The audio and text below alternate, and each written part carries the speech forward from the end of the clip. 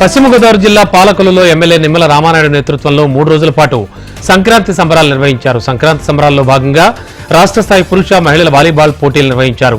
ముగింపు వేడుకలో విజేతలకు బహుమతులు ప్రదానం చేశారు. ఈ సందర్భంగా పలువురు నటుల ప్రదర్శనలు, మిమిక్రీ, సినీ గేయాలు ఆహుతులను అలరించాయి. సాంస్కృతిక కార్యక్రమాలు అందరినీ ఆకట్టుకున్నాయి. విజయవాడలో అంగన్వాడీ ఉద్యోగుల నిరసన కొనసాగుతోంది. తమకు ఏపీ సీఎం ఇచ్చిన హామీలను అమలు చేయాలని డిమాండ్ చేస్తున్నారు. రాష్ట్ర వ్యాప్తంగా 1,06,000 మంది అంగన్వాడీ ఉద్యోగులు సంక్రాంతి పండుగకు దూరం చేసింది జగన్మోహన్ రెడ్డి అంటూ ఆందోళన జరుపుతున్నారు. తమ సమస్యల పరిష్కారం కోసం ఆందోళన కొనసాగిస్తూనే ఉంటామని ఉద్యోగులు హెచ్చరించారు. బూరెలు, గారెలు, చక్కెర పొంగలి, పులిహోర, బొబ్బట్లు ఇలా చెప్పుకుంటూ పోతే సంక్రాంతి పండుగలో చాలా పిండి వంటలు నోరు ఊరిస్తూ ఉంటాయి. సాంప్రదాయ విందుకి రోజుల్లో సమయం ఉండడం లేదు. దీంతో విశాఖలో హోటళ్లలో ట్రెడిషనల్ ఫుడ్ ఫెస్టివల్ అందరికీ అందుబాటులోకి వచ్చింది.